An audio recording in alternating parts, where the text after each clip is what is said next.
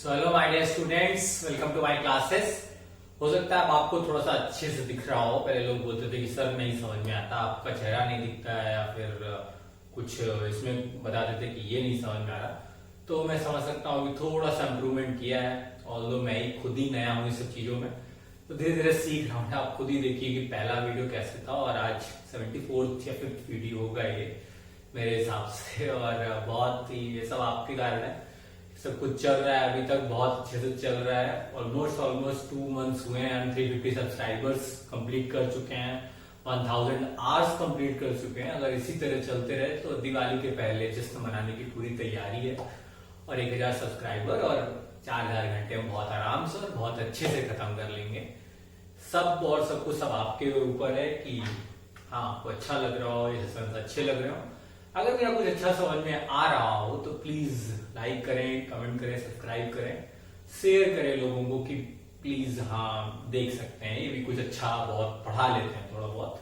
खैर मेरे बच्चों का रिजल्ट आने वाला है, 15 तक आ जाएगा तो मैं उनको भी दिखा दूंगा। मतलब उनको कैसे दिखा दूंगा, पॉसिबिलिटी नहीं है लॉकडाउन में, लेकिन ये है कि फिर भी थोड़ा बहुत मार्क्स को जज करके बता सकता हूँ। तो ऐसा कुछ है मेरे बारे में, ऐसा कुछ बताने को तो नहीं, आप लोग बहुत अच्छे से जानते हैं, लेकिन लोग नहीं जानते हैं वो कभी और बात करेंगे। फिलहाल अभी सबको अच्छे से दिख रहा होगा, मैं ये उम्मीद करता हूँ।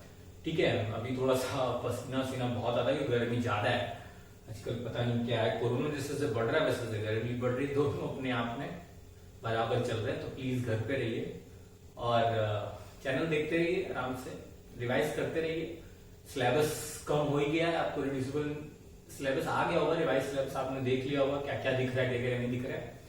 अभी आप लोग कर रहे हैं सर कुछ दिख ही नहीं रहा है, कुछ है ही नहीं, कम तो कम हुआ है भाई साहब। लेकिन जो आप कहानी सोच रहे थे उस हिसाब से नहीं कि आज सोचा था अरे मेरा ट्रिग्नोमेट्री चला जाए और मेरा ये चला जाए, मेरा वो चला जाए। तो ऐसा पहले से ही था कि नहीं होने वाला है। उसका पीछे ही बहुत बड़ा कारण था कि देखिए जो मैथ्स है ना वो कहीं ना कहीं आगे के लिए है। जो अभी आप जो पढ़ रहे हैं वो बेस है, वो 11th में कहीं ना कहीं काम आएगा। तो एक दो टॉपिक रिड्यूस कर सकते हैं, लेकिन आप ये कहें कि पूरा चैप्टर भी चला जाए वो भी मैथ्स का, तो पॉसिबिलिटी तो पहले से ही नहीं थी। लेकिन फिर भी मैं एक्सपेक्ट कर रहे थे कि शायद हो सकता है कुछ चैप्टर्स हो जिनकी जरूरत शायद ना दिखे तो हटा दे, लेकिन ऐसा कुछ भी नहीं हुआ। चैप्टर्स नहीं गए, टॉपिक्स गए हैं। तो कौन कौन से टॉपिक्स गए, अगर आपको वो देखना हो तो आप हमारा टेलीग्राम चैनल ज्वाइन कर सकते हैं, फिगर आउट्स मैथ क्लासेस करके नाम है, सर्च कर लीजिएगा। वहां पे आपको दोनों सिलेबस दिए हैं, पुराना जो स्टार्टिंग जब सेशन चालू हुआ था जो आया था वो, और जो अभी रिवाइज्ड है वो दोनों डाल रखे हैं मैंने। वहां से आप कंपेयर कर सकते हैं।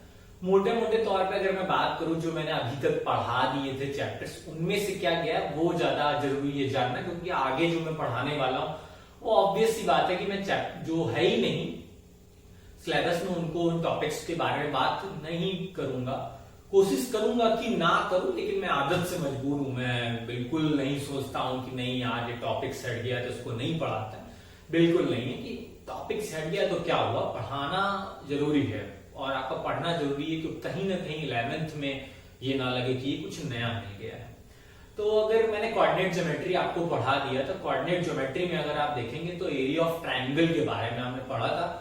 तो वो जो फॉर्मूला था ना एरिया ऑफ ट्रायंगल वाला, कौन सा था, triangle is equal to 1/2 x1 y2 - y3 plus x2 y3 - y1 plus x3 y1 - y2, मतलब वही 23 31 12 करके वो जो है टॉपिक पूरा जा चुका है, उसकी कोई बात ही नहीं होनी है, वो खत्म हो चुका है। तो कहीं ना कहीं अगर वो गया है तो आप एरिया ऑफ क्वाड्रिलेटरल भी मान के चलिए कि वो भी गया है।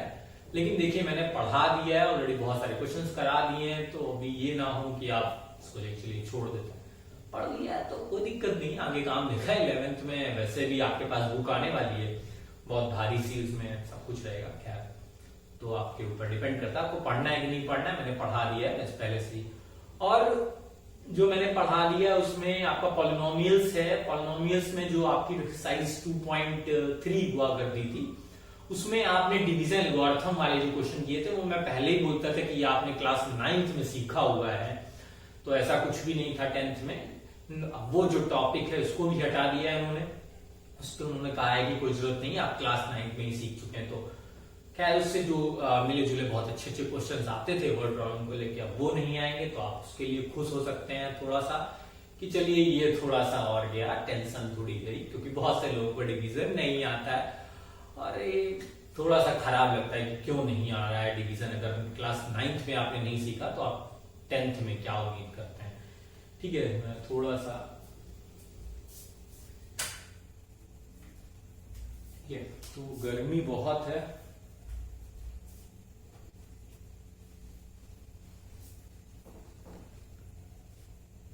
गर्मी की बात मत कीजिए, गर्मी बहुत चल रही।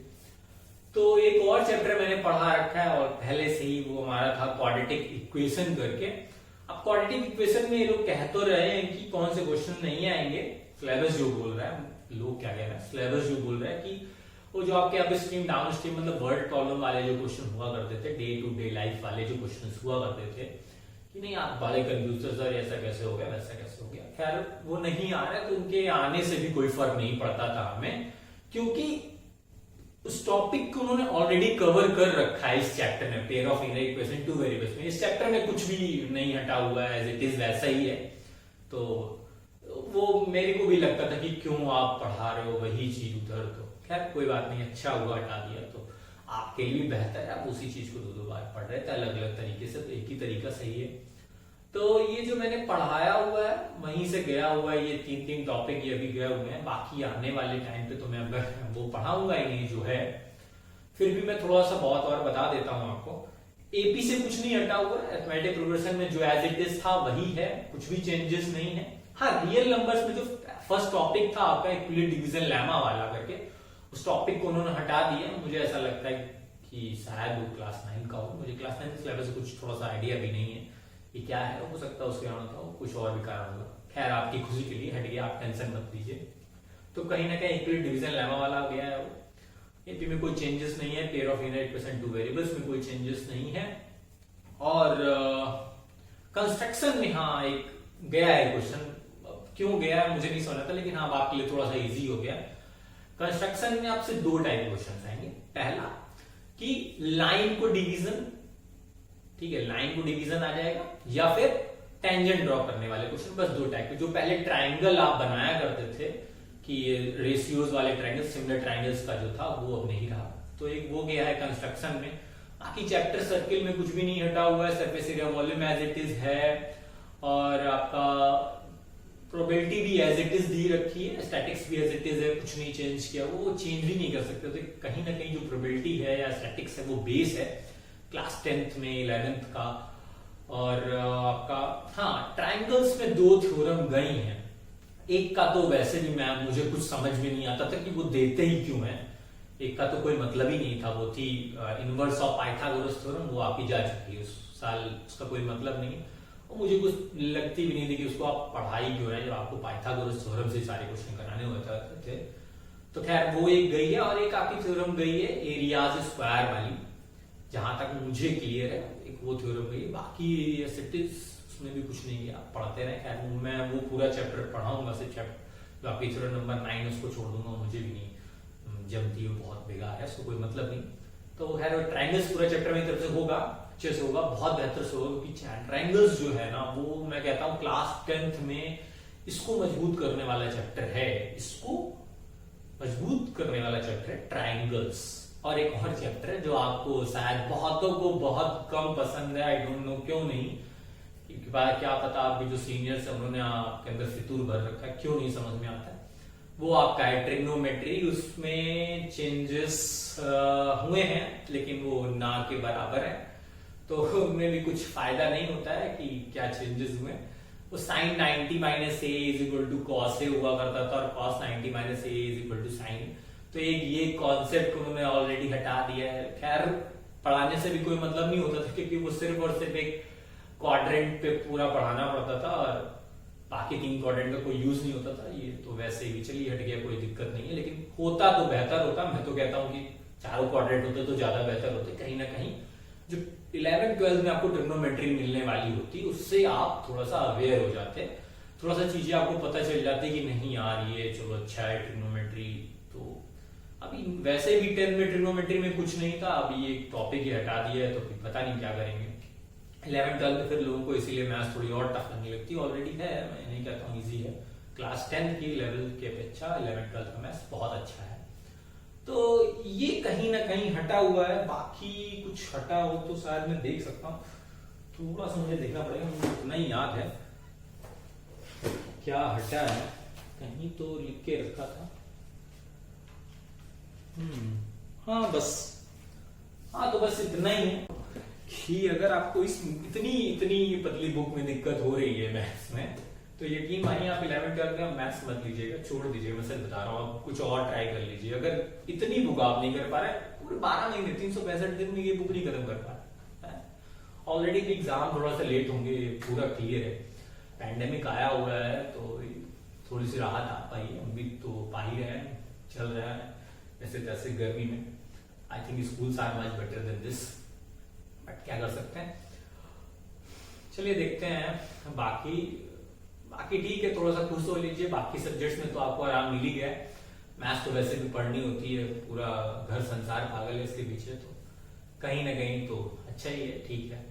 मुझे वैसे भी कोई दिक्कत नहीं, मेरे 4 चैप्टर्स ऑलरेडी कंप्लीट है, 5वां चल रहा है, बहुत आराम से मैं इसको भी खत्म कर दूंगा, ठीक है। वो तो मैं आप लोग के लिए सोच लेता हूँ, इसलिए थोड़ा सा रुक जाता हूँ। अदरवाइज प्रीवियस वालों से पूछ के देखिएगा, मैं थोड़ा सा पागल टाइप का हूँ इन सब चीजों में। अगर मैं चालू हो गया तो फिर सिलेबस खत्म होने को आ जाता है। अगर प्रीवियस ईयर से कंपैरिजन करते हैं आप, तक आपका सिलेबस करीब 60% खत्म हो चुका होता है। बट क्या करें, पैंडेमिक है और थोड़ा सा कंडीशंस कभी कभी खराब हो जाती हैं, नहीं हो पाता है रिकॉर्डिंग वगैरह, थोड़ा सा गर्मी ज्यादा है कभी तो कभी कुछ है, चीजों को लेकर प्रॉब्लम होता है, इसलिए नहीं हो पाता है कि यार कभी रिकॉर्डिंग करें, कभी खुद का मूड नहीं सही होता है। क्योंकि रिकॉर्डिंग के लिए आपको पूरा मेंटली सब कुछ सही होना चाहिए, कभी कभी खुद पागल हो जाता है यार, खुद भी कुछ पढ़ना है, तो इस सब चीजों को लेकर टाइम लग जाता है, तो कभी नोट्स बनाने पड़ जाते हैं, चीजें हैं। क्या नोट्स नहीं, वो जो आपको देना पड़ता है PDF वगैरह उसके लिए। तो हाँ, तो आप मेरा टेलीग्राम चैनल यूज कर सकते हैं अगर आपको लगे बेटर टॉपिक्स डिसाइड करने के लिए या फिर क्वेश्चंस करने के लिए। ऑलरेडी मैं बहुत अच्छे क्वेश्चन देता हूँ, और ऐसा लोग बोलते हैं कि यार अभी खुद के मुंह से बड़ा नहीं करनी चाहिए, कि पढ़ाया वो सब कुछ आ जाता है, प्रीवियस ईयर वालों का रिजल्ट आया सर वो बताएंगे कि क्या आया क्या नहीं आया, चिल्लाते तो है सब। तो खैर ये था न्यूज। अभी आप खुश हो सकते हैं तो खुश हो लीजिए, नहीं खुश हो सकते हैं तो थोड़ा सा मुंह और फुला लीजिए, बाकी तो कुछ है नहीं।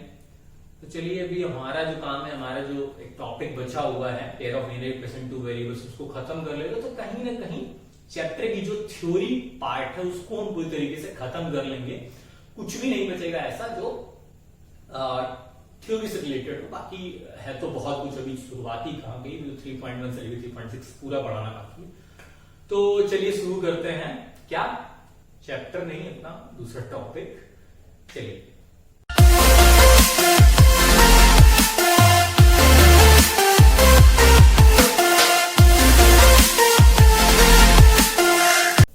तो जैसा कि मैंने पहले ही कहा था कि मैं इस वीडियो में क्या पढ़ाने वाला हूं, तो पढ़ाने वाला हूं कि सॉल्यूशंस कैसे पता करेंगे, कि ये जो इक्वेशन है हमारी, 2 इक्वेशन, उनके कितने सॉल्यूशन होंगे। अब एक सॉल्यूशन होगा या मैनी सॉल्यूशंस होंगे, यानी दैट मींस इनफाइनाइटली सॉल्यूशंस, या फिर सॉल्यूशंस होंगे ही नहीं। तो कैसे आप बिना इक्वेशन को सॉल्व करे हुए आप बता सकते हैं कि how many number of solution, ये नहीं कि क्या सॉल्यूशन होगा, कितने नंबर ऑफ सॉल्यूशंस होंगे, आप ये सिर्फ और सिर्फ इक्वेशन को देख के बता सकते हैं। तो चलिए देखते हैं क्या है। तो कुछ ऐसे रहा, मैं थोड़ा सा बना देता हूं। आपकी जनरल फॉर्म क्या हुआ करती थी pair of linear equation two variables की, a1x plus b1y plus c1 is equal to 0, पक्का। दूसरी होती थी a2x plus b2y plus c2 is equal to 0। मेरे हिसाब से तो यही हुआ करती थी। अब सब कुछ इसी पे डिपेंड करेगा, तो थोड़ा सा देखिए 1 मिनट, ठीक है। अब जितना भी कुछ है वो सब कुछ इन्हीं पे डिपेंड करेगा। देखिए आपको कंपेयरिंग आनी चाहिए। अगर आपके पास 2 इक्वेशंस दी हैं तो आपके जनरल फॉर्म से आप इनको कंपेयर कर लीजिए, इससे कंपेयर कर लीजिए, सॉरी, तो आपको a1 a2 b1 b2 और c1 c2 मिल जाएंगे, तो आप बगल में लिख लीजिए। अच्छा, अब आप समझिए थोड़ा सा कि जो लाइंस जो आपके सॉल्यूशंस होंगे वो बेसिकली 3 टाइप्स के होंगे। पहला जो सॉल्यूशन होगा वो क्या होगा, एग्जैक्टली 1 सॉल्यूशन, या फिर उसे हम यूनिक सॉल्यूशन भी कभी कभी बोलते हैं, कि मतलब इन दो इक्वेशंस को जब आप सॉल्व करेंगे तो आपको क्या एक ही सॉल्यूशन मिलेगा, मतलब कहीं ना कहीं ये दो लाइन एक ही पॉइंट पे इंटरसेक्ट करेंगी। तो वो हो गया वन सॉल्यूशन, यानी एग्जैक्टली वन सॉल्यूशन या फिर यूनिक सॉल्यूशन। जो हमारा केस नंबर 2 होगा वो क्या होगा, वो होगा आपका इनफाइनाइटली सॉल्यूशंस के लिए, उनके लिए जो ग्राफ बनता है, उनके लिए जो लाइंस होती है वो कोइंसिडेंट लाइंस होती हैं। उनकी क्या कंडीशन होती है वो भी मैं आपको दिखाऊंगा अभी केस नंबर 2 में। केस नंबर जो 3 है हमारा, वो है सबसे बेहतर है, वो है हमारा नो सॉल्यूशंस का, कि मतलब हम देख के बोल देंगे कि ये इस इक्वेशन में कोई सॉल्यूशन नहीं है। उसके पीछे कारण है, क्यों? क्योंकि ये दोनों लाइंस क्या है, पैरेलल है। ऑब्वियस सी बात है, अगर लाइंस पैरेलल हैं तो वो कहीं ना कहीं में ज्वाइन नहीं होंगी। अगर ज्वाइन नहीं होंगी तो कोई भी रिजल्ट हमें नहीं प्रोड्यूस होगा, और कोई रिजल्ट नहीं प्रोड्यूस होगा दैट मीन्स कोई भी सॉल्यूशन नहीं होगा। तो गिने चुने हमारे पास 3 केसेस हैं, उनके कंडीशंस क्या हैं, कैसे हम देख के समझेंगे कि हाँ इनका एग्जैक्टली वन सॉल्यूशन है, इनके फाइनली सॉल्यूशन है, या फिर इनका कोई भी सॉल्यूशन नहीं है, दैट मींस नो सॉल्यूशन है। तो चलिए देखते हैं केस नंबर 1, पहला केस देखते हैं। तो मैं केस नंबर 1 की बात करूंगा अभी थोड़ा सा समझाने के लिए। होप कि आपको सब कुछ दिख रहा होगा बराबर, एक बार देख लीजिए, अगर कुछ भी नहीं दिख रहा हो तो प्लीज मुझे बताएं। कि मेरे साथ सब कुछ दिख रहा होगा, रिकॉर्डिंग कुछ प्रॉब्लम होगा, बिल्कुल नहीं है। तो देखिए, अगर ये क्या है आपके A1 B1 C1 sorry A1 B1 and A2 B2 are क्या है आपके, ये क्या है आपके कोएफिशिएंट्स हैं। C1 एंड C2 क्या है आपका कांस्टेंट है। तो कहीं ना कहीं केस 1 में अभी क्या करेंगे, आपको रेशियो देखना पड़ेगा। A1 upon A2 does not equal to B1 upon B2। क्या किया, आपके पास दो इक्वेशंस थी, आपने इससे कंपेयर कर लिया, किसी जनरल फॉर्म से कंपेयर कर लिया, और आपने देखा कि A1 जो था, A1 अपॉन A2 का जो रेशियो था वो B1 अपॉन B2 के बराबर नहीं आया। ठीक है, अब ये आप मत सोचेगा कि सब मैं C1 अपॉन C2 चेक करूंगा क्या, नहीं बिल्कुल नहीं चेक करेंगे। क्यों? आपने देखा कि ये फर्स्ट केस मतलब डज नॉट इक्वल टू मिल गया, मतलब आप थर्ड वाले पे नहीं जाएंगे, काम खत्म हो गया आपका यहीं पे। अगर ये मिल गया तो आप बोलेंगे कि इसके कितने सॉल्यूशंस होंगे, आप बोलेंगे एग्जैक्टली वन सॉल्यूशन। कितने सॉल्यूशन? एग्जैक्टली वन सॉल्यूशन, या इसे हम कभी कभी यूनिक बोलते हैं। क्या बोलते हैं? यूनिक। यूनिक मतलब अपने आप में, तो भाई यूनिक सॉल्यूशन या फिर एग्जैक्टली वन सॉल्यूशन, जब आपको कैसा रेशियो दिखे, इस टाइप का केस दिखे। ठीक है, पक्का? अच्छा, अब इसकी ग्राफ कैसी की बात चलेगी, तो ग्राफ का भी मैं डिस्कशन इधर ही कर देता हूं। चलिए देखते हैं ग्राफ के डिस्कशन। ये मेरा एक्स एक्सिस है, मेरी वाई एक्सिस है। तो ऑब्वियस सी बात है, ये दो इक्वेशंस हैं, तो हमारे पास 2 लाइंस होंगी। तो सपोज कीजिए कि ये लाइन रही और दूसरी ये रही। ठीक है, that means this is your line number 1, this is your line number 2। Hope it, I think सबको क्लियर है कि मैं क्या बोल रहा हूं। ये मेरी लाइन नंबर 1 है, दैट मींस ये मेरी A1x plus B1y plus C1 is equal to 0 वाला है मतलब। और ये हमारी ये जो लाइन नंबर 2 है वो हमारी A2x plus B2y plus C2 वाली जो कंपैरिजन करके A1 B2 जो मिला है वो वाली लाइन है। ठीक है, पक्का? तो अभी आप क्या देख रहे हैं कि लाइन 1 लाइन 2, भाई एक सॉल्यूशन पता करना है, दैट मींस लाइन 1 लाइन 2 को कहीं एक पॉइंट पे मिलना चाहिए। देखिए एक ही पॉइंट पे मिल रहे हैं, आप थोड़ा सा जूम कीजिए, थोड़ा सा देखिए, इधर से देखिए एक ही पॉइंट पे कट हो रही है। ऐसा नहीं है कि लाइन 2 घूम के फिर से कहीं कट होने की, बिल्कुल ऐसा नहीं है। कितनी जगह पॉइंट पे, कितने पॉइंट पे कट हो रही है? एक पॉइंट पे कट हो रही है। दैट मींस क्या, एग्जैक्टली वन सॉल्यूशन या फिर यूनिक सॉल्यूशन। केस क्या है ये रहा। तो ये रहा हमारा केस नंबर 1। कब हम बोलेंगे कि हमारे ये क्या है, एग्जैक्टली सॉल्यूशंस है और यूनिक सॉल्यूशंस है। अभी थोड़ी सी और बात करते हैं, तो आप इन लाइंस को क्या बोलेंगे? आप इन लाइंस को बहुत इजीली बोल देंगे कि ये भैया लाइंस क्या है, हमारी इंटरसेक्टिंग लाइंस है। कौन सी लाइंस है?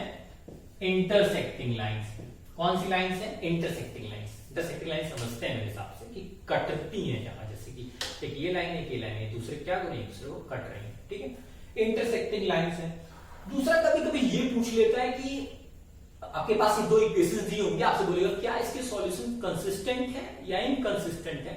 तो एक बात बहुत मोटी सी है, उसको आप कहीं लिख लीजिए, बिल्कुल याद कर लीजिए कि जब भी कभी आपको इक्वेशन में सॉल्यूशंस प्रोवाइड होंगे, क्या प्रोवाइड होंगे?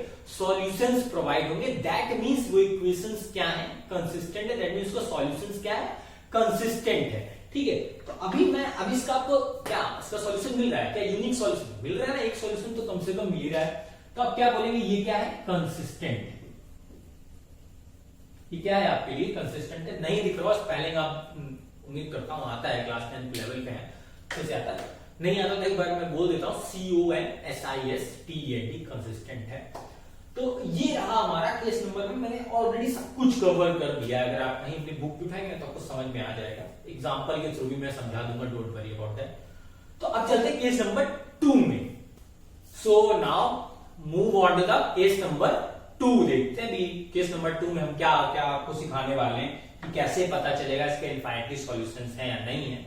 ठीक है, तो देखिए जब भी आपके पास दो इक्वेशन से आपने क्या किया, दो इक्वेशंस को इस जनरल फॉर्म से, जो दो जनरल फॉर्म वाली इक्वेशन से कंपेयर कर लिए, तो आपको A1 B1 C1 and A2 B2 C2 आपको मिल जाते हैं। बहुत अच्छे से जानते हैं कैसे करना होता है, मैं सब कुछ बता दूंगा, डोंट वरी। डिपेंड थोड़ा सा और रहिए, बस ये पार्ट 3 मतलब केस 3 खत्म करने के बाद मैं एग्जांपल के थ्रू भी समझाने की भी कोशिश करूंगा। So don't worry about that. Now case number 2 के लिए मैं बात कर रहा हूं कि अब मुझे कैसे पता चलेगा कि ये इसके सॉल्यूशंस क्या हैं, इनफाइनाइटली सॉल्यूशंस हैं। तो आपको देखना पड़ेगा कि अभी तक आप क्या कर रहे थे कि A1 अपॉन A2 और B1 अपॉन B2 का रेशियो आपने चेक किया था जब फर्स्ट कंडीशन में, तो आपने देखा था कि ये दोनों एक दूसरे के बराबर नहीं थे। तो अगर बराबर नहीं थे तो आपने बोल दिया था कि सर इसका तो एग्जैक्टली वन सॉल्यूशन है। लेकिन अभी क्या मैं बोलता हूं कि ये दोनों क्या हो गए, बराबर हो गए। ठीक है, अब बराबर हो गए तो फिर आपके पास तुरंत से दिमाग चला कि सर ये बराबर हो गए, तो आप क्या बोलोगे? तो मैं बोलूंगा कि नहीं अभी रुक जाओ, थोड़ा सा वेट करो, आप मुझे C1 और C2 का भी रेशियो बताओ। तो आपने C1 और C2 का रेशियो देखा तो आपने देखा कि सर वो तो बराबर आ रहा है, इसके जो A1 अपॉन A2 का रेशियो वही आपके B1 अपॉन B2 का रेशियो, वही आपके C1 अपॉन C2 का रेशियो है। दैट मीन्स हो सकता है कि जो आपकी सेकेंड वाली इक्वेशन हो वो फर्स्ट वाली इक्वेशन के 2 टाइम्स हो, या हो सकता हाफ हो, या हो सकता 3 टाइम्स हो, या फिर 4 टाइम्स, या कुछ भी, मतलब समझ सकते हैं कि पहली वाली इक्वेशन हो सकती है दूसरी वाली के डबल हो, या हो सकता है दूसरी वाली इक्वेशन जो हो वो पहली वाली के डबल हो, कुछ इस टाइप से, मतलब रिलेशन हो उनके बीच में, क्या है इस टाइप का देखना। क्योंकि अब रेशियो सबके बराबर है, दैट मीन्स अगर मैं इसमें 2 का मल्टीप्लाई कर दूं कि अगर सपोज कीजिए कोई इक्वेशन थी ये x + 2y something, don't worry about, मैं करता हूं, आगे करता हूं, तो मैं एग्जांपल करता हूं तब मैं करता हूं, थोड़ा जल्दी में हो जाता हूं कभी। तो देखिए अभी आपको क्या है, आपको ऐसा कुछ केस मिलेगा ना, तो देखेंगे रेशियो, अभी आप यहां से निकाल के रेशियो देखेंगे तो आप बोलेंगे कि सर ऐसा कुछ आ रहा है, तो आप डायरेक्टली बोल देंगे बिना सॉल्व किए कि सर इसके तो इनफाइनाइटली सॉल्यूशंस हैं। कितने सॉल्यूशंस हैं? इनफाइनाइटली सॉल्यूशंस हैं। अच्छा, तो बहुत अच्छी बात है, इनफाइनाइटली सॉल्यूशंस है। लेकिन सपोज कीजिए आपके पास ग्राफ हो, उसका ग्राफ कैसे बनाएंगे आप? उसका ग्राफ कैसे बनाएंगे, देखिए ऑल्दो नहीं पूछा जाता है लेकिन मैं फिर भी बता रहा हूं, ये x और y एक्सिस रहेगी ना, x एक्सिस और y एक्सिस। ठीक है, तो ये हमारी क्या रही, लाइन नंबर 1। ठीक है, ये हमारी क्या रही, लाइन नंबर 1, और कहीं ना कहीं ये हमारी रही लाइन नंबर 2। इसी के ऊपर से जाएगी थोड़ा सा ग्राफ, ये रही हमारी लाइन नंबर 2। तो आप देख रहे हैं कि लाइन नंबर 1 जो है या जो लाइन नंबर 2 है वो एक दूसरे को क्या करें, ओवरलैप कर रही, मतलब एक दूसरे के ऊपर हैं कहीं ना कहीं। तो आप देख रहे हैं कि लाइन 1 जिस पॉइंट से जा रही है उसी पॉइंट से लाइन 2 भी जा रही है। दैट मींस ये दोनों एक दूसरे के ऊपर हैं, या फिर हो सकता है लाइन 1 लाइन 2 के ऊपर हो, लाइन 2 किसी के भी ऊपर हो, वो हमारी टेंशन नहीं, हमें दिख रहा है कि नहीं आ रही है, 2 कहने की 2 है लेकिन है एक, ऐसा।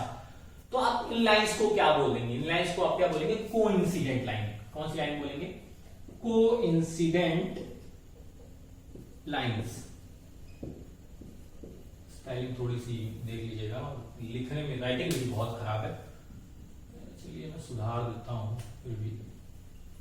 कोइंसिडेंट लाइंस, इन लाइंस को क्या बोलेंगे, कोइंसिडेंट लाइंस बोलेंगे। आप मेरे साथ समझ में आ रहा होगा कि मैं इनफाइनाइटली सॉल्यूशंस क्यों बोल रहा हूं, क्योंकि ये जो दोनों लाइन है एक दूसरे के इनफाइनाइटली पॉइंट्स पे इंटरसेक्ट तो नहीं बोलूंगा, लेकिन हाँ ओवरलैप करती हैं, इसलिए मैं क्या बोल रहा हूं, इसके कितने सॉल्यूशंस हैं, इनफाइनाइटली सॉल्यूशंस हैं। अच्छा, अब बात आती है क्या ये सिस्टम कंसिस्टेंट है या इनकंसिस्टेंट है। वो मैं स्टार्टिंग में गलती से बोल लिया, सिस्टम को सॉल्यूशन को सिस्टम बोल लिया, उल्टा कर लिया। अभी आप क्या देख रहे हैं, आप देख रहे हैं क्या सिस्टम कंसिस्टेंट है कि नहीं कंसिस्टेंट है। तो आपको मैंने पहले ही बोला था कि अगर कहीं भी दो इक्वेशन से आपको क्या सॉल्यूशंस प्रोवाइड हो रहे हो या सॉल्यूशन मिल रहे हो, दैट मीन्स वो सिस्टम क्या है, कंसिस्टेंट है। अभी आप देखिए यहाँ भले आपको इनफाइनाइटली सॉल्यूशंस मिल रहे हो, लेकिन मिल तो रहे हैं ना सॉल्यूशंस, ऐसा तो नहीं सॉल्यूशन नहीं मिल रहे हैं। तो आप क्या बोल देंगे, सिस्टम क्या है हमारा, कंसिस्टेंट है। हमारा सिस्टम क्या है, कंसिस्टेंट है। ठीक है, सिस्टम क्या है हमारा, कंसिस्टेंट है। तो ये रहा हमारा केस 2 को लेके कि भैया इनफाइनाइटली सॉल्यूशंस है तो क्या केस होगा, या फिर पहले बता दिया केस नंबर 1 कि जब यूनिक सॉल्यूशन एग्जैक्टली सॉल्यूशन तब क्या केस होगा, ग्राफ कैसा होगा, लाइंस कैसे, उनके बारे में पूरी बात हो चुकी है। तो अब चलते हैं केस नंबर 3 में कि उसकी क्या कंडीशंस है, उसके बारे में बात करते हैं। तो मैं बस यहीं पे ही कर देता हूं, मैं ज्यादा सा बड़ा वीडियो नहीं करूंगा इसमें कि आप सोचे कि सर अभी तो एग्जाम्पल ही बाकी है और ऑलरेडी बहुत टाइम हो चुका है। तो कहीं ना कहीं मैं थोड़ा सा टाइम लूंगा आपका, इसमें थोड़ा ज्यादा टाइम नहीं लगने वाला, लेकिन फिर भी चलिए। ये हमारा केस नंबर 3 हो गया। ठीक है, अभी केस नंबर 3 के लिए क्या है देखिएगा।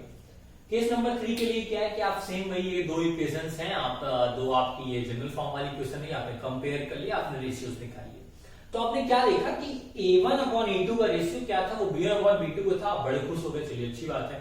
फिर आपने देखा कि मैं C1/C2 का रेशियो चेक करता हूं, तो आपने C1/C2 का रेशियो फाइंड आउट किया और देखा कि नहीं, जो A1/A2 का रेशियो है, जो B1/B2 का रेशियो है, माना कि A1/A2 का रेशियो और B1/B2 का रेशियो बराबर है, बट इन दोनों के रेशियो C1/C2 के रेशियो के बराबर है, C1 और C2 के रेशियो के बराबर नहीं है। तो आपने देखा कि अगर ऐसा है तो लाइंस क्या हो जाएंगी हमारी, पैरेलल हो जाएंगी। लाइंस हमारी क्या हो जाएंगी, पैरेलल हो जाएंगी। लाइंस हमारी क्या हो जाएंगी, पैरेलल हो जाएंगी। मतलब एक ये लाइन नंबर 1 रही, ये लाइन नंबर 1 रही, और ये हमारी ये पैरेलल लाइन रही, लाइन नंबर 2। ठीक है, ये हमारी लाइन नंबर 1 है, ये हमारी लाइन नंबर 2 है। अब देखिए ये एक दूसरे के पैरेलल है। ठीक है, पैरेलल है तो क्या बताइए, कहीं ये मीट हो रही है क्या, एक दूसरे को इंटरसेक्ट कर रही है, बिल्कुल नहीं कर रही है। अब इंटरसेक्ट ही नहीं कर रही है तो क्या कोई सॉल्यूशंस मिलने वाला है, ऑब्वियस सी बात नहीं मिलने वाला है। दैट मींस क्या हो गया, इसका क्या हो गया, ये नो सॉल्यूशंस है। इसमें क्या आपको मिलेंगे, नो सॉल्यूशन मिलेंगे, मतलब कोई सॉल्यूशन मिलने ही वाला नहीं। अब मैंने आपको पहले ही बोला था कि जब भी आपको इक्वेशन सॉल्व करने के बाद सॉल्यूशंस ना मिले, दैट मींस सिस्टम हमारा क्या है, वो क्या होगा, इनकंसिस्टेंट। वो क्या होगा हमारा, वो हमारा क्या होगा, इनकंसिस्टेंट होगा। अब ये लाइंस कौन सी हैं, ये लाइंस हमारी पैरेलल लाइंस हैं। कौन सी लाइंस हैं, पैरेलल लाइंस। क्लियर, पक्का? आई थिंक मुझे लग रहा है सबको क्लियर हो गया होगा। अभी नहीं क्लियर तो फिर एग्जांपल्स के दे एक एक एग्जांपल हो जाएगा, बहुत अच्छे से क्लियर हो जाएगा। ठीक है, आई थिंक सबको क्लियर है। ठीक है, so now move on to the examples देखते हैं कि क्या वो एग्जांपल्स क्या कह रहे हैं, क्या एग्जांपल्स के थ्रू थोड़ा सा अंडरस्टैंडिंग आ रही है कि नहीं आ रही। तो चलिए चलते हैं एग्जांपल्स की तरफ। So here we are having one example. चलिए समझते हैं एग्जांपल के थ्रू मैं क्या कहना चाह रहा हूं आपसे। कैसे आपको पता चलेगा बिना इस इक्वेशन को सॉल्व करे कि इसके सॉल्यूशंस होंगे या नहीं होंगे, अगर होंगे भी तो क्या एक होंगे कि इनफाइनाइट होंगे। ठीक है, तो चलिए पता करते हैं।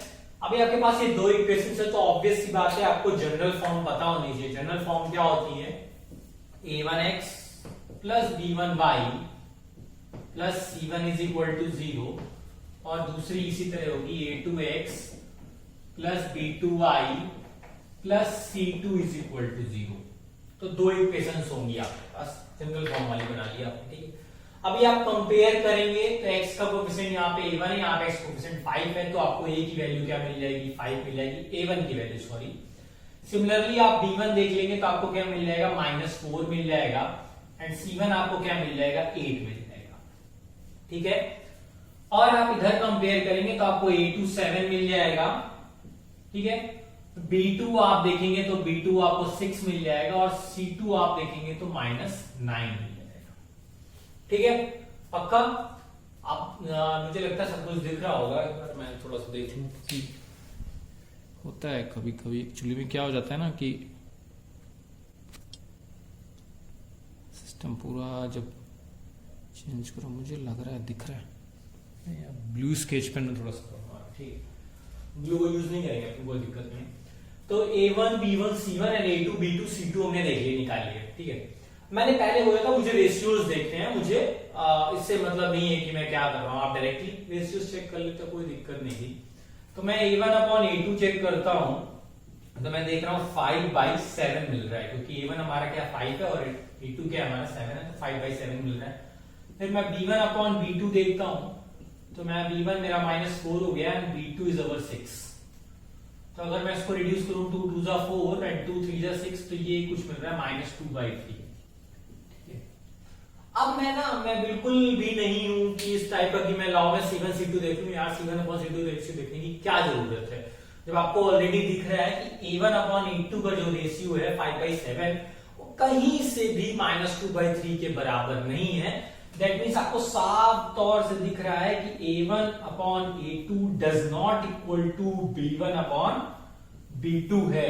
अगर ऐसा है कि A1 अपॉन A2 जो है वो B1 अपॉन B2 के बराबर बिल्कुल भी नहीं है, तो आप सीधे तौर से बोल सकते हैं कि इसके कितने सॉल्यूशंस होंगे, एग्जैक्टली 1 सॉल्यूशन होगा। होप दिख रहा हो आपको ये सब कुछ, थोड़ा सा सिस्टम चेंज होता है ना तो प्रॉब्लम होता है, नहीं दिख रहा है, ठीक है, सब कुछ दिख रहा है ना, पक्का, अच्छी बात है। तो एग्जैक्टली कितने सॉल्यूशंस है, 1 सॉल्यूशन। अब इसी में मैं सब कुछ खत्म करने वाला, डोंट वरी अबाउट दैट कि मैं आपको बोलूं कि क्या होगा आगे, नहीं। तो अभी देखिए एग्जैक्टली 1 सॉल्यूशन है। लाइंस कैसी होंगी, लाइंस कैसी होंगी, इंटरसेक्टिंग लाइंस होंगी। लाइंस कैसी होंगी, इंटरसेक्टिंग लाइंस होंगी। कभी कभी क्वेश्चंस आ जाते हैं 1 और 2 मार्क्स के, बेसिक्स वाले बिल्कुल ध्यान से देखें, मैं बोल रहा हूं ना, इनको पेपर में 2 मार्क्स का मिलने वाला है, बहुत आराम से देखें, अच्छे से देखें। तो लाइंस हमारी क्या है, इंटरसेक्टिंग लाइंस है। कितने सॉल्यूशन है, एग्जैक्टली 1 सॉल्यूशन है। और कुछ सिस्टम कैसा है हमारा, कंसिस्टेंट है। सिस्टम हमारा कैसा है, कंसिस्टेंट है। सिस्टम हमारा कैसा है, कंसिस्टेंट है। क्लियर है, पक्का। तो ये 3 चीजों पे क्वेश्चंस आ जाते हैं, आपको चेक करना होता है बिल्कुल, तो क्या आपको समझ में आया वो एग्जांपल नंबर 1 से। अब मैं 2 की बात करता हूं, एग्जांपल नंबर 2 क्या है, चलिए देखते हैं एग्जांपल नंबर 2। तो this is your example number 2, चलिए देखते हैं इसमें क्या करना है। तो अगेन सेम थिंग है कि आपको जनरल फॉर्म तो लिखनी ही पड़ेगी, विदाउट जनरल फॉर्म आप ये मत सोचिए कि हो जाएगा कुछ। तो अगेन मैं जनरल फॉर्म लिख देता हूं, a1x plus b1y plus c1 is equal to 0 एंड अगेन दूसरी जनरल उसकी फॉर्म हो जाएगी a2x plus b2y plus c2 is equal to 0। तो आप अगेन आप क्या करिए, कंपेयर कर लीजिए। तो आपको a1 जो मिलेगा, आप a1 यहां से कंपेयर करेंगे तो a1 आपको क्या मिल जाएगा, 9 मिल जाएगा, ठीक है। b1 आपको क्या मिल जाएगा, 3 मिल जाएगा। c1 आपको क्या मिल जाएगा, 12 मिल जाएगा। जब आप कंपेयर करेंगे, किसको, इसको इससे कंपेयर करेंगे, इसको इससे कंपेयर करेंगे, आपको a2 क्या मिल जाएगा, 18 मिल जाएगा। b2 is your 6 and c2 is your 24। जहां तक मुझे समझ में आ रहा है, आप थोड़ा सा कंपेयरिंग करके देख सकते हैं। अगर कंपेयरिंग कोई प्रॉब्लम मुझे नहीं लगता होनी चाहिए, क्योंकि ऑलरेडी आपने क्वाड्रेटिक इक्वेशंस पढ़ा हुआ है और इसमें हमने कंपेयरिंग सीखी हुई थी जब हम सीधे 4 यानी कि क्वाड्रेटिक फॉर्मूला की यूज करते थे तब। खैर उस चैप्टर से भी कुछ गया नहीं है, तो डोंट वरी, पढ़ना पड़ेगा उस चैप्टर को। हाँ गया है, सॉरी, वो लास्ट वाला topic, I am so sorry. तो चलिए देखते हैं, फिर वही काम है कि मुझे रेशियो चेक करने। तो मैं फिर वही देखता हूं कि a1 अपॉन a2 मेरा क्या आ रहा है, 9 अपॉन 18 है। भाई 9 a1 है, 18 हमारा क्या a2 है। इसको अगर आप रिड्यूस करो तो दैट इज 1/2, ठीक है। फिर आप अगर देख रहे हो कि b1 अपॉन b2 चेक करोगे, मैं उधर ही कर दूं, बेहतर है कि b1 अपॉन b2 चेक करते हैं। तो देखते हैं आप 3 है और b2 हमारा 6 है, तो 3/6 दैट मींस 1/2। तो ये हमारा क्या हो गया, 1/2 हो गया। b1 अपॉन b2 क्या हो गया, 1/2 हो गया। तो आप बहुत अच्छे तरीके से समझ गए कि sir a1 is equal to b1 upon b2 मिल गया मुझे। तो आप बहुत खुश हुए, चलिए सर मिल गया मुझे, अभी क्या क्या करना है। तो ऐसा नहीं है कि अब ये हो गया तो काम खत्म। हाँ, ये डज नॉट इक्वल टू 0 तो मेरा काम खत्म। अब ये दोनों बराबर मिल गए तो आपके पास सरदर्द है। आपको क्या देखना पड़ेगा, c1 अपॉन c2 देखना पड़ेगा। वो क्या है, 12 अपॉन 24 दैट मींस 1/2। तो आप क्या देख रहे हैं कि a1 upon a2, b1 upon b2, c1 upon c2 सब क्या है, बराबर हैं एक दूसरे के। वो दोनों तीनों क्या आ रहे हैं, 1/2 आ रहे हैं। क्या आ रहे हैं, 1/2 आ रहे हैं। तो आप देख रहे हैं कि इनके रेशियोज क्या है, बराबर हैं। अगर इनके रेशियोज बराबर हैं तो भैया सॉल्यूशन कितने मिलेंगे, इनफाइनाइटली सॉल्यूशंस मिलेंगे। कितने सॉल्यूशंस मिलेंगे, इनफाइनाइटली सॉल्यूशंस मिलेंगे। अच्छा, उसके साथ साथ एक और चीज मैंने बताई थी कि लाइंस कैसी होंगी, कोइंसिडेंट लाइंस होंगी। कोइंसिडेंट लाइंस, कैसी लाइंस होंगी, कोइंसिडेंट लाइंस होंगी। Very good. अच्छा, और सिस्टम कैसा होगा, सिस्टम हमारा कैसा होगा, कंसिस्टेंट होगा। मैं इधर लिख देता हूं, सिस्टम हमारा कैसा होगा, कंसिस्टेंट होगा। आई थिंक सबको क्लियर है कि मैं क्या बोलना चाह रहा हूं। तो एग्जांपल नंबर 2 में कोई डाउट हो तो प्लीज बताएं मुझे। सर तो मुझे नहीं लग रहा कि कुछ ऐसा ना हो जो आपको ना समझ में, बहुत इजी है, आएगा ये। एक्चुअली में 3.2 का क्वेश्चन नंबर 2 है, तो आप वहां से भी देख सकते हैं। ठीक है, तो अभी चलते हैं एग्जांपल नंबर 3 में, मतलब जो तीसरा क्वेश्चन उसको देखते हैं कि क्या तीसरा वाले, तो मैंने एक एक केस बताया हुआ है, तो तीसरे वाले देखते हैं। So this is your example number 3। Same वही काम करना है, आप बहुत अच्छे से समझ रहे हैं कि मुझे क्या करना है, तो आप फिर वही करेंगे, कंपेयरिंग करेंगे।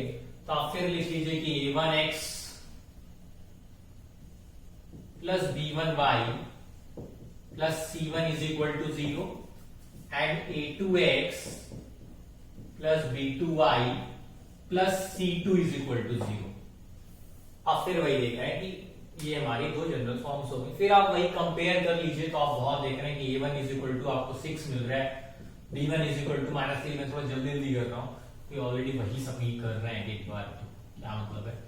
c1 आपको 10 मिल रहा है, a2 आप देख रहे हैं तो a2 आपको 2 मिल रहा है, b2 आपको -1 मिल रहा है। मुझे लगता है इधर कोई प्रॉब्लम होनी चाहिए, किसी को b2 -1 है ना, पक्का देख लीजिए, क्योंकि इधर देखिए y का कोएफिशिएंट कुछ नहीं है, तो मतलब 1 है। थोड़ा सा क्लियर करके चलिएगा, होती हैं गलतियां ऐसी जनरली, पता नहीं क्यों करते हैं लोग। अब c2 आपको 9 मिल रहा है, ठीक है।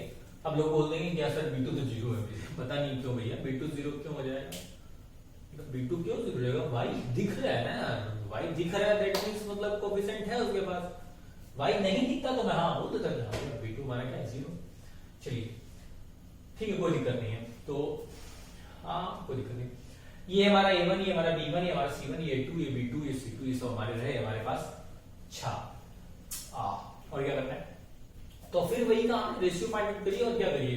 तो a1 अपॉन a2 चेक कर रहे हैं आप, तो आप देख रहे हैं कि बेटा 6/2 दैट मींस 3 मिल रहा है मुझे। 3/1 कर लेता हूं मैं, तो थोड़ा सा ज्यादा सही आएगा, नहीं तो पता चला आप बोलेंगे कि क्या 3/1 समझ रहे हैं ना, 2 1 2 2 3 6 उस टाइप से 3/1। अभी आप b1 अपॉन b2 देख रहे हैं, तो ये दिख रहा है -3 अपॉन -1, क्योंकि b1 आपका -3 है और जो b2 है आपका -1 है, तो ये माइनस से माइनस कैंसिल आउट हो गया, तो ये आ गया 3/1। यहां तक थोड़ा भैया, हाँ ये लीजिए 3/1 है, ठीक है, कोई दिक्कत है नहीं, दिक्कत है, वेरी गुड। c1 c2 देख लेते हैं, तो c1 अपॉन c2 का रेशियो मैं देख रहा हूं, तो मुझे मिल रहा है 10/9। अच्छा, तो आप देखिए हमने तीनों रेशियो निकाल लिए, मतलब तो अभी आपको क्या दिख रहा है कि a1 अपॉन जो a2 है वो किसके बराबर है, b1 अपॉन b2 के बराबर है। बट एक कंडीशन ये मिल रही है कि c1 अपॉन जो c2 है वो इन दोनों के बराबर नहीं है। देखिए c1 अपॉन c2 आपको 10/9 मिल रहा है, जबकि इन दोनों, ये दोनों क्या मिल रहे हैं आपको 3/1 मिल रहे हैं, मैं बोलूं 3 मिल रहे हैं। तो आप सीधे तरीके से बोल सकते हैं कि सर ऐसा है कुछ, तो मैं क्या बोलूंगा, लाइंस कैसी है हमारी, लाइंस हमारी कैसी है, पैरेलल है। क्या सॉल्यूशंस कोई मिलेगा, ऑब्वियस सी बात है नहीं मिलेगा, नो सॉल्यूशन वाला केस है ये कौन सा, नो सॉल्यूशंस वाला केस है। लाइंस हमारी कैसी हैं, पैरेलल। कैसी हैं लाइंस, पैरेलल लाइंस है, वेरी गुड। मुझे लगता है किसी को प्रॉब्लम नहीं है, पैरेलल है। अच्छा, सिस्टम कैसा है, इनकंसिस्टेंट हो गया ना, कि सॉल्यूशन नहीं मिला, तो मैं सिस्टम को क्या बोलूंगा भाई, सिस्टम तो कोई, सिस्टम की कोई गलती नहीं है, हमारी गलती है, हम ही नहीं चल रहे हैं, सिस्टम को धोखा दे रहा है, बस सिस्टम के खिलाफ कुछ होना। चलिए जोक्स अपार्ट, ये क्या है, इनकंसिस्टेंट है, क्योंकि इसमें कोई सॉल्यूशन ही नहीं है। ऑब्वियस सी बात है कि कोई सॉल्यूशन नहीं मिलेगा, सिस्टम तो सिस्टम इनकंसिस्टेंट हो गया, सिस्टम से सॉल्यूशन मिल रहा है तो बड़ाई करेंगे। चलिए, तो ये रहा हमारा आज का, मेरे हिसाब से पूरा थ्योरी पार्ट था, जो कुछ भी था अभी तक। ये 3.2 के लिए था बेसिकली, मैंने अभी 3.1 ही नहीं पढ़ाई है, मैं 3.2 पे बात कर रहा हूं, तो ऐसा ठीक है। हो गया हमारा। अगर आपका मन करे तो आप खुद से करा लीजिए, कोई दिक्कत नहीं है। स्टार्टिंग की 2 वीडियोस आपका सफिशियंट है। अभी हो सकता है कुछ लोग इस पे बवाल उठाएं कि सर एक वीडियो बनाना चाहिए था सिलेबस के लिए, एक वीडियो। तो मुझे नहीं लगता कि यार फालतू की चीज के लिए आप 2-2 चीज करो, 2-2 काम करो। ठीक है ना, एक बार कर दिया तो कर दिया, कुछ हो गया। हमारा मेन मोटिव सिलेबस दिखाना नहीं है, हमारा मेन मोटिव पढ़ाना है और आपको ठीक है पास कराना और बहुत अच्छे नंबर से पास करना। मेरा मेन मोटिव वो है। ऐसे 5-10% कम होने से और उसको 30% बोलने से कुछ होता नहीं है। चलिए ठीक है, थैंक यू सो मच। हाँ, अगर आपको कुछ देखना मतलब बहुत सारी चीजें होती हैं मतलब नीचे लाइक, कमेंट, शेयर और सब्सक्राइब चैनल सब कुछ कर दीजिएगा। वैसे तो जो उन्होंने कर रखा है तो बहुत अच्छा है, उन्होंने कर रखा वो बिल्कुल कर दें। और अगर उन्हें ऐसा लग रहा हो कि शेयर करने की जरूरत है तो प्लीज शेयर करें। और टेलीग्राम पे चैनल है शेयर आउट मैथ्स क्लासेस, आप उसको ज्वाइन कर सकते हैं। एडिशनल क्वेश्चंस कुछ दिए जाएंगे। मैं उनके लिए बात नहीं कर रहा हूँ कि जो हमारे स्कूल वाले हैं 20 दूर है, उनके लिए मैं अदर लोग की बात कर रहा हूँ। लेकिन हाँ, थोड़ी बहुत चीजें तो आप मिल सकती हैं आपको बहुत अच्छे से। तो प्लीज शेयर करें, बहुत जरूरत है शेयर और सब्सक्राइब की, क्योंकि बहुत टाइम हो गया, 2 महीने से लगे पड़े हैं। अभी देख रहे हैं घर नहीं देख रहे हैं कितनी ज्यादा है। तो प्लीज शेयर करें, बहुत जरूरी है। शेयर तो बहुत मस्ट है, मतलब शेयर कर दीजिए। अब आप शेयर कर दीजिए, लोग बोलिए सब्सक्राइब कर दें, बहुत हो रहा है। थोड़ा सा पढ़ लिए, ठीक ठाक पढ़ा लेता हूँ। So thank you so much for this video. बाकी अब आराम करिए, घर पे रहिए, अच्छे से रहिए।